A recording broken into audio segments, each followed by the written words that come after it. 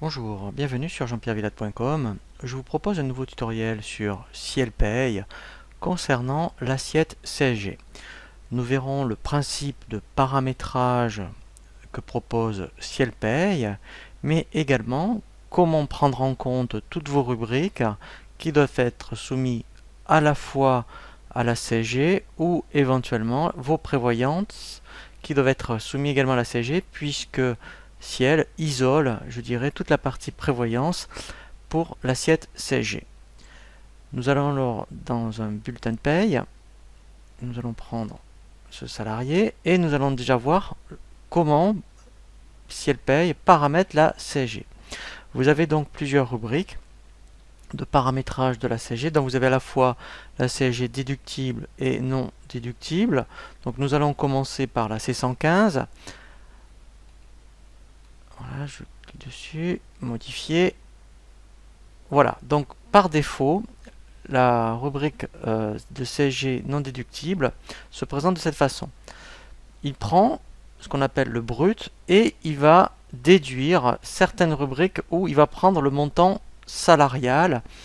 Et entre parenthèses, nous allons voir ce que ça signifie. Il indique toutes les rubriques qui commencent par R et qui finissent par E doivent être déduites de la base CSG. Alors, c'est vraiment très intéressant, je dirais, de comprendre cette fonctionnalité. Ça vous permettra justement, si vous voulez enlever ou rajouter plusieurs rubriques qui doivent être soumises à la CSG, eh bien, si vous indiquez le montant SAL2, entre parenthèses, guillemets, R, 3 petits points d'interrogation E, ça veut dire que toutes les rubriques qui commencent par R et qui finissent par E, il va prendre le montant salarial et l'enlever du brut et ça va être soumis à CSG. Alors on va cliquer ici sur le petit bouton pour comprendre cette fonction avancée. Donc en fait, quand vous voulez vraiment faire une fonctionnalité particulière, vous cliquez sur le petit bouton pour qu'il vous ouvre cette fenêtre. Vous allez dans fonction avancée et ici en fait il suffit d'aller chercher, je dirais, le montant de la rubrique que vous voulez prendre en compte dans le calcul. Donc là en fait c'est le montant salarial, donc on va voir ce que c'est. Alors après, ce qui est intéressant, c'est que vous avez une info bulle. Donc en fait, quand vous voulez faire ce type de paramétrage, eh bien, ça veut dire que là, en fait, il va prendre le montant salarial et il suffit d'indiquer le code élément. Donc soit vous donnez des rubriques spécifiques, comme ici, mettons la R120, ça voudrait dire que si je la mettais, le montant salarial R120, eh bien, ça veut dire qu'il va me déduire la rubrique. Donc si on va voir, mettons, qu'est-ce que c'est ces rubriques? Je fais OK, donc je reviens dans le bulletin. Et bien en fait, toutes ces rubriques, ce sont des rubriques des heures supplémentaires. Alors, elles n'y sont pas là. Si je faisais exprès de les intégrer, c'est pour vous montrer. Voilà, donc là, je vais aller dans toutes les rubriques avec un R quelque chose. Et on va aller voir que ce sont toutes les rubriques. De façon, dans EBP, dans Ciel, pardon, c'est simple. Tout ce qui commence par R, ce sont des rubriques de brut. Voilà. Donc là, vous voyez, le R, tout ce qui commence par R et qui finit par E, ce sont les rubriques d'heures exo. Donc, quand vous mettez des points d'interrogation à la place, eh bien, Ciel va prendre toutes ces rubriques par défaut. Donc, ce qui est intéressant, c'est que ça vous évite de faire une formule à rallonge et d'indiquer uniquement le début du code rubrique et la fin. Et quand vous indiquez point d'interrogation, ben lui, il va prendre toutes ces rubriques. Donc au moins au niveau de la formule, c'est plus clair. Donc là, ça veut dire qu'effectivement, donc là, en fait, on est dans la partie pour les rubriques de brut. Il va prendre le brut moins les rubriques donc d'heures exo multiplié par 98,25. Donc ça, c'est la première chose. Alors, vous avez le même principe pour la CSG déductible. Ici, c'est 116. Voilà, donc, même principe.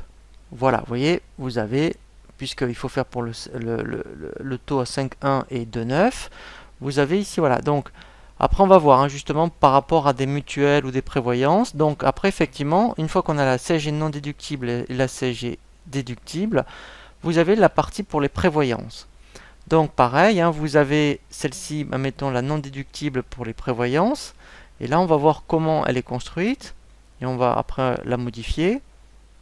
Voilà, donc là, tout simplement, vous voyez, on indique les montants patronaux des codes rubriques vraiment spécifiques. Alors, pourquoi là, en fait, on les indique? Parce que comme elles ne sont pas les unes en dessous des autres, elles ont des codes différents. Eh bien, en fait, on les intègre manuellement. Donc, en fait, là, tout simplement, donc si vous ne vouliez pas écrire toute cette syntaxe, mais dans les fonctions avancées, on dirait, je vais chercher, vous voyez, le montant patronal. Voilà. Donc, en fait, hein, il suffit d'indiquer, ici, on met plus. Après, on double-clique, vous voyez, sur montant patronal.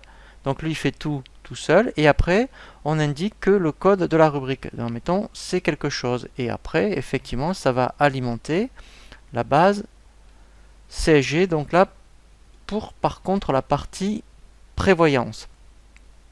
Voilà. Donc là, maintenant, si on fait un test, donc là, par défaut, par rapport à la CSG, on a, admettons, 2389,9, c'est bien 2432,25 multiplié par 98,25, ça fait bien 2389,69. Ensuite, au niveau des mutuelles, voilà, donc là en fait, celle-ci elle a été intégrée parce qu'en fait il y a un paramétrage, un tutoriel qui montre comment on fait pour paramétrer des mutuelles.